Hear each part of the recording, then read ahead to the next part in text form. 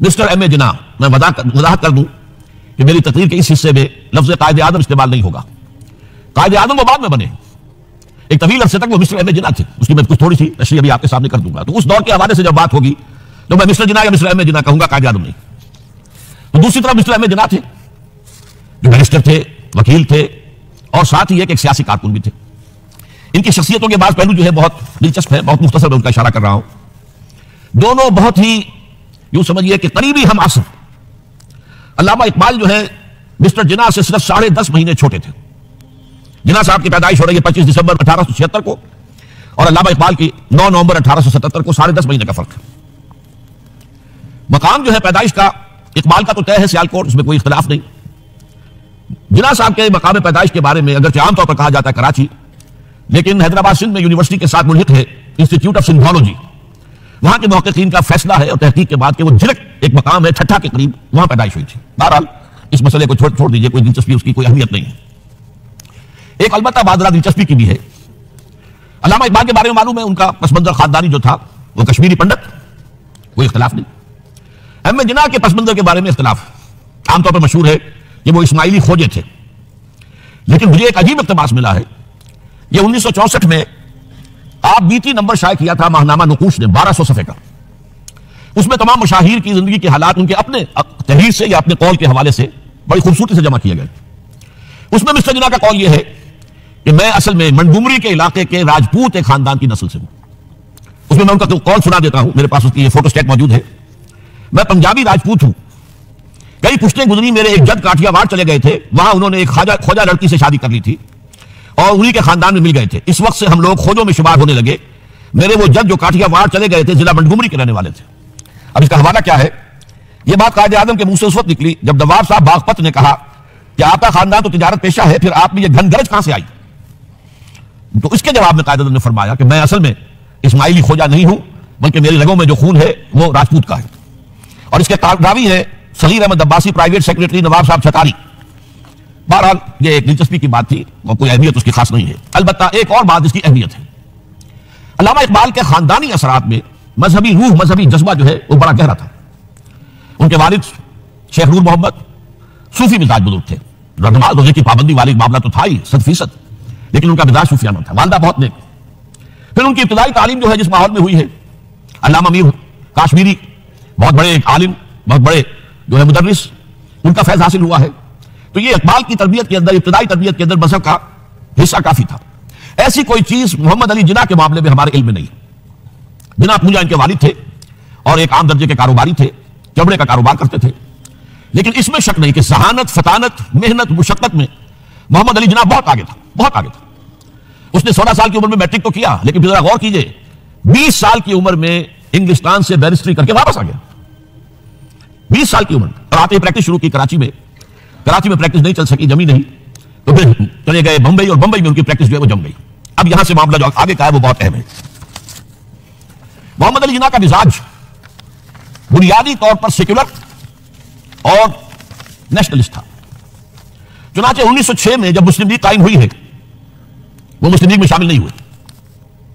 उनका कहना यह था कि इसका नस्बुल ऐन बुलंद नहीं है, इसका मकसद आला नहीं है। ये क्या? ये सिर्फ अपनी जुदागाना नुमाइंदगी के हुसूल पर और अंग्रेज को अपनी वफादारी का यकीन दिलाना, ये कोई ऊंचा नस्बुल ऐन तो नहीं है। इसके बजाय वो कांग्रेस में थे और दादा भाई नौरोजी जो सदर था कांग्रेस का, उसके सेक्रेटरी थे।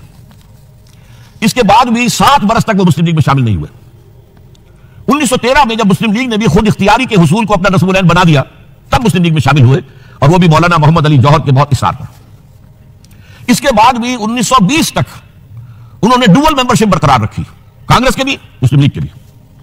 और इस पूरे अरसे में उनका सारा रोल यह था किसी तरह हिंदू और मुसलमानों के दरमियान मुसालहत हो जाए, किसी तरह कोई फार्मूला तय हो जाए जो एग्रीड अपॉन हो, जिससे मुसलमानों की तशवीश भी खत्म हो, उन्हें भी कुछ इत्मीनान मिले कि हमारा मुस्तकबिल जो है वो बहुत खतरे में नहीं है, हमें कोई इत्मीनान हासिल हो जाए। इसके लिए कोई फार्मूला बने, किसी तरीके की मेहनत की जाए। उसके लिए जो सर तोड़ कोशिश उन्होंने की। और जान लीजिए कि उनके जहन के अंदर, जैसा कि मैंने कहा है, वो अंदाज जो है वो सेक्युलर और नेशनलिज्म का बहुत गहरा था।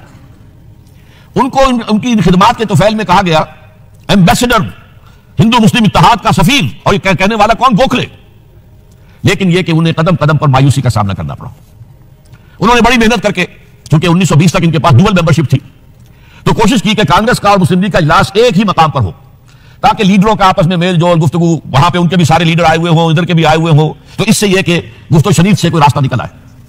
चुनांचे 1915 में बंबई में इजलास हुआ और 1916 में लखनऊ में। और लखनऊ में पहली मर्तबा हिंदुओं ने कुछ मुसलमानों के इस मुतालबे को तस्लीम किया कि इंतखाबात जो है जुदागाना उसूल पर होंगे, मुसलमानों को उनकी जो तादाद है आबादी की उसकी निस्बत से सीटें मिलेंगी। यह जिन्ना की बहुत बड़ी कामयाबी थी। लेकिन इसके पसमंजर में नोट कीजिए एक और चीज थी बड़ी अहम। सन 1918-19 से एक अजीम तहरीक हिंदुस्तान में शुरू हो चुकी थी, तहरीक खिलाफत। क्योंकि खिलाफत उस्मानिया को खत्म करने के लिए बड़ी साजिशें चल रही थी, यहूदी सरगर्म थे और बरतानिया के जरिए से वो चाहते थे कि इसको जो है वो खत्म किया जाए, खिलाफत को। उस वक्त हिंदू मुसलमान एक हो गए थे।